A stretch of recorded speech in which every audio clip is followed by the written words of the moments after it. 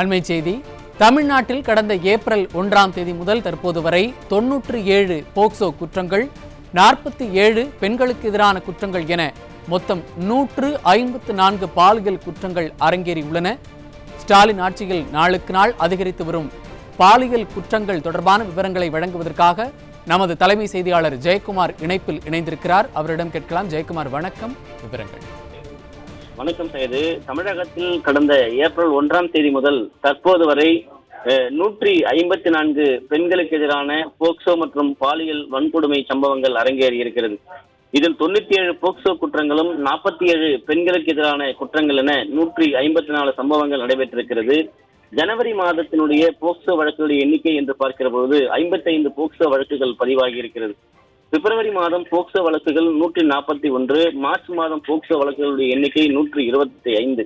அதாவது ஜனவரி 1ஆம் தேதி முதல் இன்று வரை 418 போக்சோ சம்பவங்கள் தமிழகம் முழுவதும் அரங்கேறி இருக்கிறது. ஜனவரி மாதம் நடந்த பெண்களுக்கு எதிரான குற்ற வழக்குகளுடைய எண்ணிக்கை 23, பிப்ரவரி மாதம் பெண்களுக்கு எதிரான வழக்குகளுடைய எண்ணிக்கை 55.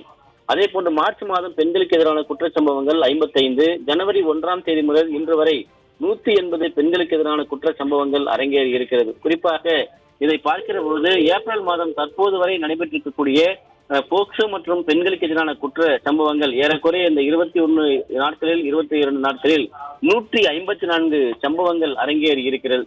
தமிழகத்தை பொறுத்தளவிற்கு இந்த ஏப்ரல் 1ஆம் தேதியிலிருந்து இந்த தற்போது வரை 97 போக்சோ வழக்குகள், 47 பெண்களுக்கு எதிரான வழக்குகள் என இந்த 154 வழக்குகள் நடைபெற்றிருக்கிறது. இந்த வழக்குகள் இன்னும் அதிகரிக்கக்கூடும். ஏனென்றால் ஒரு வார காலம் இன்னும் இருக்கிறது. இந்த மாதம் ஏற்கனவே புள்ளி விவரப்படி 154 4 மாதங்களில் அதிகமான குற்ற சம்பவங்கள் பெண்களுக்கு எதிராக, சிறுமிகளுக்கு எதிராக, மூதாட்டிகளுக்கு எதிராக நடைபெற்றிருக்கிறது. இன்னும் ஒரு வாரத்தில் இதனுடைய எண்ணிக்கை அதிகரிக்கக்கூடும். ஏப்ரல் மாதத்தில் இவ்வளவு வழக்குகள் அதிகரிக்கிறது என்றால் திமுக ஆட்சியில் மாதம் பெண்களுக்கு எதிரான குற்ற சம்பவங்கள், சிறுமிகளுக்கு எதிரான பாலியல் வன்கொடுமைகள், மூதாட்டிக்கு எதிரான கற்பழிப்பு மற்றும் கூட்டு பாலியல் வன்கொடுமைகள் என அதிகரித்துக் கொண்டே செல்லுகிற அந்த நிலவரத்தை நம்மால் பார்க்க முடிகிறது. ஒட்டுமொத்தமாக ஜனவரி 1ஆம் தேதியில் இருந்து தற்போது வரை 418 போக்சோ குற்றங்கள் அரங்கேறி ஒட்டுமொத்த தமிழகத்தையே தலைக்குனிவுக்கு உள்ளாக்கி இருக்கிறது. பெண்கள் நடமாடுவதற்கு அச்சப்பட வேண்டிய அவல நிலைக்கு தள்ளப்பட்டிருக்கிறார்கள். 3 வயதிலிருந்து 80 வயது வரை பெண்கள் வீட்டில் தனியாக இருக்க முடியவில்லை, பள்ளிகளுக்கு செல்ல முடியவில்லை, கல்லூரிகளுக்கு செல்ல முடியவில்லை, பல்கலைக்கழகங்களுக்கு செல்ல முடியவில்லை. அதே நேரத்தில் தொழில் நிமித்தமாக ஒரு பெண் தனியாக செல்ல முடியாத ஒரு அவலநிலை இருக்கிறது.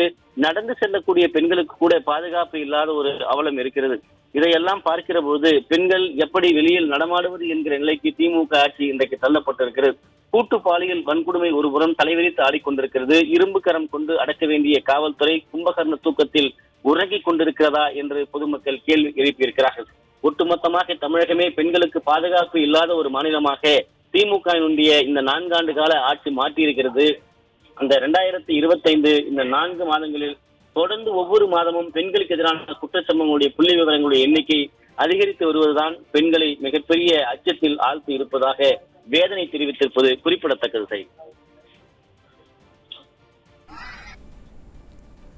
இணைப்பில் வந்து விவரங்களை வழங்கியமைக்கு நன்றி ஜெயக்குமார்.